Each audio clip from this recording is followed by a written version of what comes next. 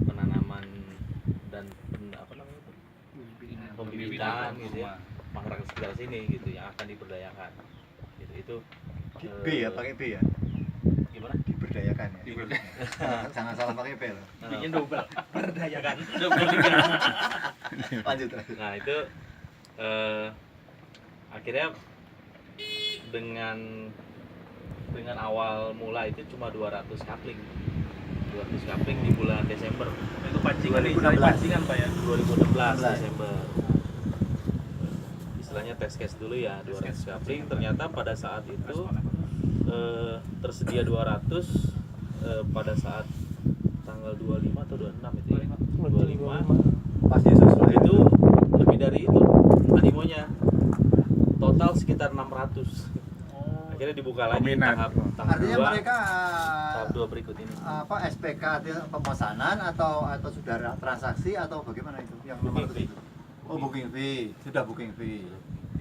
Buka lah ini. Nah itu Sebentar. Kemudian yang dari yang 600 berarti terlayani kan 200. ya, Habis berarti sold out yang 200. Habis. Tahap 1 di mana itu? Yang di mana itu? tahap 1 yang awal nih Pak sini. yang belakang Oh, ini, sini. Daerah sini ya. sini ya dekat sini ya Terus dibuka lagi tahap 2 ini.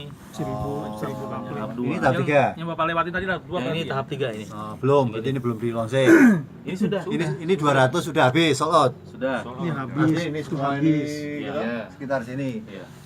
Ini juga habis. Kemudian peminatnya yang 200 itu kan mungkin bisa di kategorisasi kan bukan orang Jakarta, orang mana, kemudian dari kalangan apa. Wah, itu Misalnya Beragam. Ini kalau beragam. boleh saya tambahin ya Pak, Kampung Kurma ini sih awalnya Ustadz Arfa ya. Nah Ustadz Arfa ini backgroundnya dia itu udah properti syariah Pak. di mana antara lain?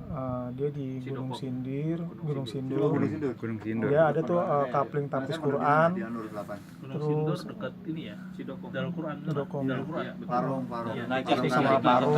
dari Ciseeng. Memang Pak gini Pak, kendala properti syariah itu kita kan kendala itu di pembebasan lahan ya.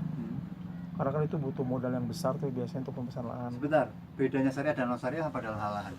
Kalau syariah kita udah nggak melibatkan bank. Iya. Kalau Dan harus penguasaan penuh kan? iya, Syarat buyuknya kan?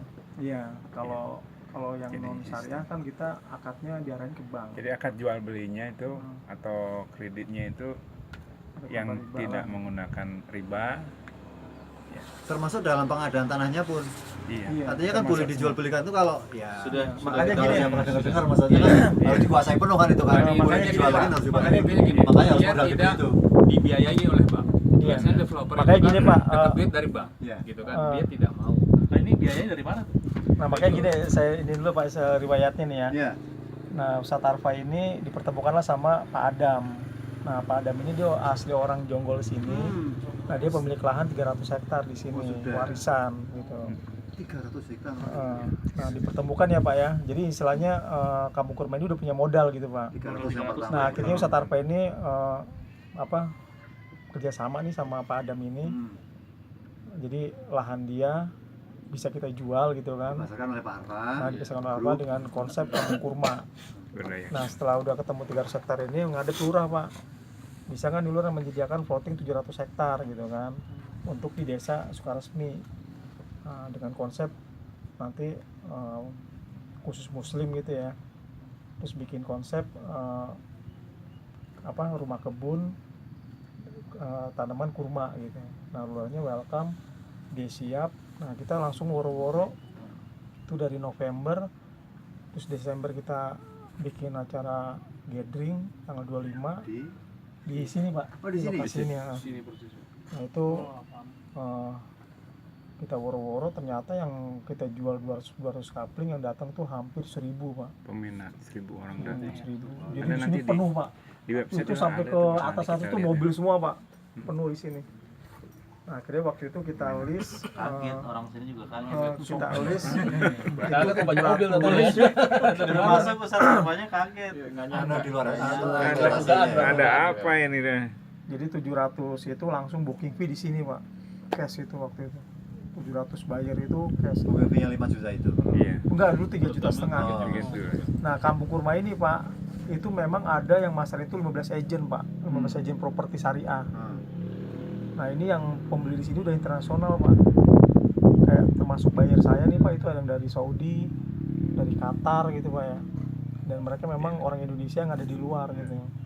Ada yang dari Australia, Amerika, Selandia Baru udah investasi di sini. Dan mereka belinya itu ada yang 2 kapling, 5 kapling gitu Pak. Pada saat acara gathering itu. Jadi mereka udah transfer aja kan, udah bismillah aja deh gitu kan. Investasi di sini karena kan di sini memang kita khusus muslim. Terus di sini kita juga dakwah dan bisnis Pak. Nah dakwahnya itu nanti Kampung Kurma ini kan udah jelas ya. Kita di sini ada tahfiz Quran, pesantren tahfiz Quran gratis. Tapi Terus belum mulai konstruksinya juga belum. belum karena memang kemarin sih kita alat berat udah mau masuk Pak. Cuma karena kondisi hujan terus kan di sini, jadi kita untuk ngimbangin kultur tanah nih biar nggak longsor atau gimana, jadi kita tahan dulu sampai cuaca nih benar-benar terang gitu Pak. Nah di sini juga nanti ada Islamic Center, terus area sunnah ya Pak ya, kayak olahraga memanah, berkuda, kolam renang Iwan dan Ahwat gitu kan. Nah itu terus kita memperdayakan masyarakat sini gitu kan.